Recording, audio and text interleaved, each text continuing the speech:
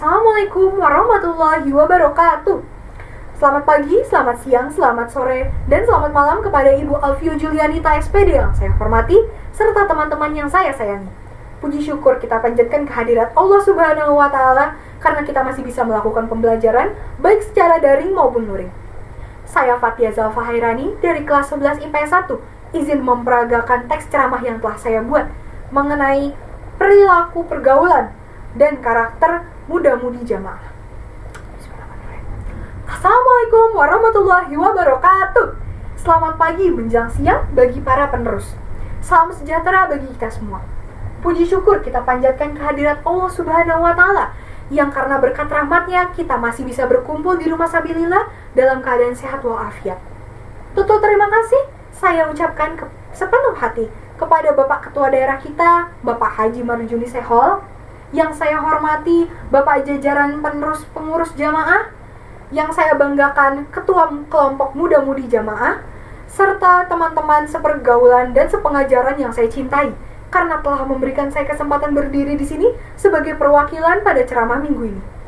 Izinkan saya untuk menyampaikan ceramah mengenai pergaulan dan karakter muda-mudi jamaah. Di zaman yang serba teknologi ini, generasi muda semakin banyak terlibat dalam arus pergaulan, terlebih lagi di media sosial, ya kan? Hal ini bisa menjadi waktu yang tepat untuk melakukan pengoptimalan bakat, pencarian sumber penghasilan, aktualisasi, dan pencarian jati diri.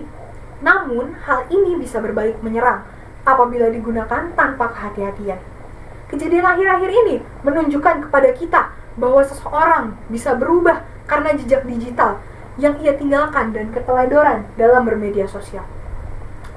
Allah Subhanahu wa Ta'ala telah memerintahkan kepada umat manusia melalui sabda Rasulullah SAW agar bisa menjaga diri dari dan untuk pergaulannya. Dalam hadis riwayat Bukhari dijelaskan bahwa teman dan lingkungan yang baik akan mempengaruhi seseorang tersebut, layaknya seseorang yang berteman dengan penjual parfum wangi dan berteman dengan pandai besi kena arang.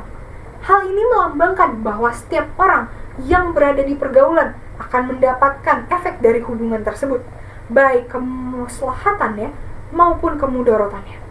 Sebagai generasi muda-mudi yang taat, kita sebaiknya dan sebisa mungkin menghindari pergaulan yang buruk bagi diri dan masa depan kita, yang dengan itu mudah-mudahan Allah beri rahmat dunia akhirat. Amin. Kita harus bisa memilah pergaulan agar kita tidak terjerumus dalam kesesatan. Dalam keimanan kepada Allah, kita dapat berusaha semaksimal mungkin untuk menanamkan pemikiran bahwa dalam bergaul itu kita harus mengetahui tujuan kita dalam bergaul, yaitu mencari kebaikan dalam ridho Allah dan pahala dari Allah Subhanahu wa Ta'ala.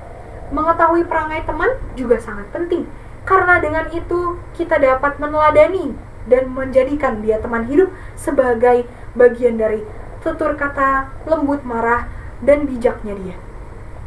Kita bisa menjauhkan diri dari pergaulan buruk dengan memilih teman yang soleh, berilmu, serta paham jamaah.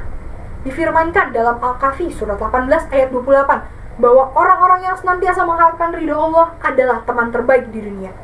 Janganlah kalian berteman dengan yang tidak seiman dengan kepercayaan kalian, yang dimana mereka akan mengharapkan kerusakan atasnya dan mewujudkan sebagaimana diimankan dalam firman Allah Subhanahu wa Ta'ala Al-Quran surat Al-Imran ayat 118. Sabda Rasulullah hadis Ibnu Majah, seorang lelaki akan menetapi temannya, maka dari itu lebih baiknya ia melihat siapa teman dekatnya.